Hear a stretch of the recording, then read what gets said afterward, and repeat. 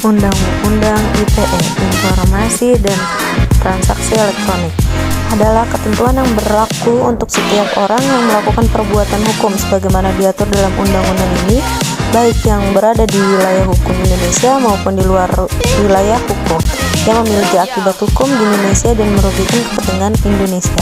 Undang-Undang ITE diatur berbagai perlindungan hukum atas kegiatan yang memanfaatkan internet sebagai media, baik transaksi maupun pemanfaatan informasinya. Yang kedua, cybercrime and cyber law. Cybercrime adalah tindakan pidana kriminal yang dilakukan pada teknologi internet atau yang bisa dibilang cyberspace. Secara teknik, tindak pidana tersebut dapat dibedakan menjadi offline crime, semi-online crime, and cybercrime. Cybercrime dalam arti sempit yaitu perilaku ilegal atau melanggar yang secara langsung menyerang sistem keamanan komputer dan data. Sedangkan arti luasnya yaitu perilaku melanggar yang berkaitan dengan sistem komputer atau jaringan. Cyber law adalah hukum yang digunakan di dunia cyber yang umumnya disosiasikan dengan internet. Contohnya permasalahan yang berhubungan dengan hilangnya ruang dan waktu. Yang keempat, ada motif cybercrime. Motif cybercrime ada dua kategori, yaitu 1. Motif intelektual, yaitu yang dilakukan hanya kepuasan pribadi dan menunjukkan bahwa dirinya telah mampu merekayasa dan implementasikan bidang teknologi informasi. Yang kedua, motif ekonomi, politik, dan kriminal, yaitu kejahatan yang dilakukan untuk keuntungan pribadi dan golongan tertentu yang berdampak kerugian secara ekonomi dan politik pada pihak lainnya.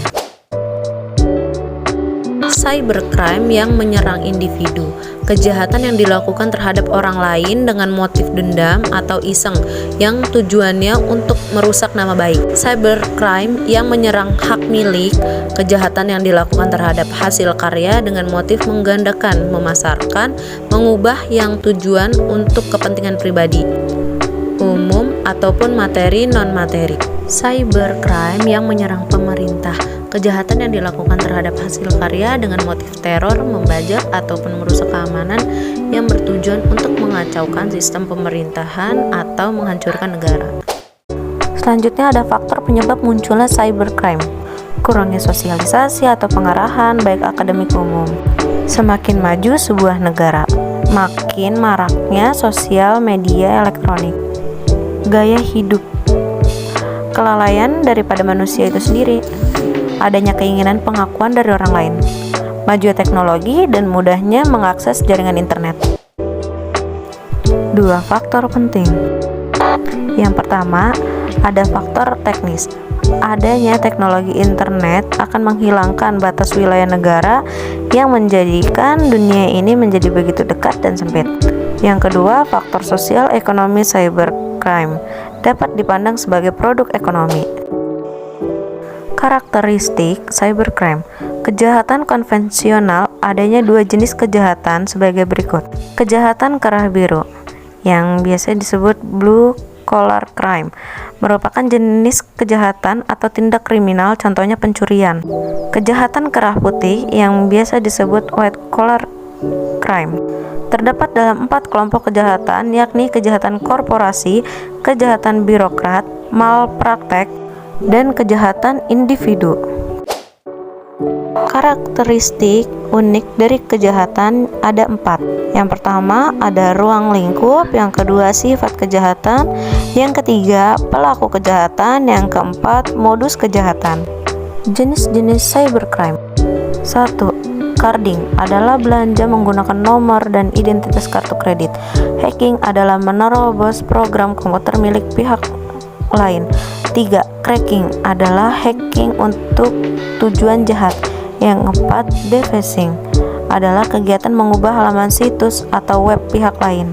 Yang kelima, phishing adalah kegiatan memancing pemakaian komputer di internet atau yang biasa dibilang user. 6. Spamming adalah pengiriman berita atau iklan lewat surat elektronik yang biasa dibilang email. 7. Malware adalah program komputer yang mencari kelemahan dari software. Cara penanganan untuk menjaga keamanan data-data pada saat data dikirim dan data tersebut telah disimpan di jaringan komputer. Teknik pengamanannya itu ada 3. Yang pertama, internet firewall. Yang kedua, kriptografi. Yang ketiga, security socket layer.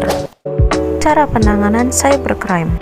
Cara penanganan cybercrime itu ada 2, dengan cara upaya non-hukum, yaitu segala upaya yang bersifat preventif dan persuasif terhadap pelaku. Yang kedua, dengan upaya hukum yang bisa dibilang cyber law, adalah segala upaya yang bersifat mengikat, lebih banyak memberi informasi.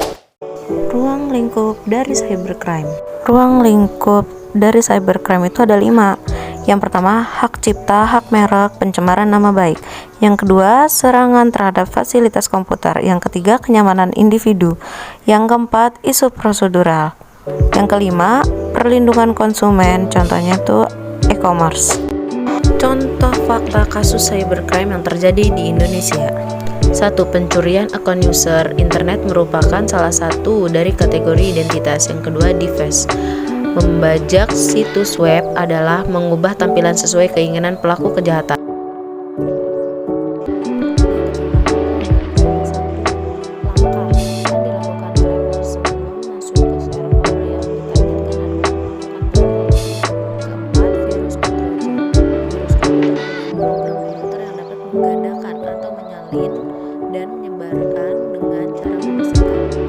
Yang kelima, denial of service adalah jenis serangan sebuah komputer atau servis di dalam jaringan dengan cara menghabiskan sumber yang dimiliki oleh komputer. 6.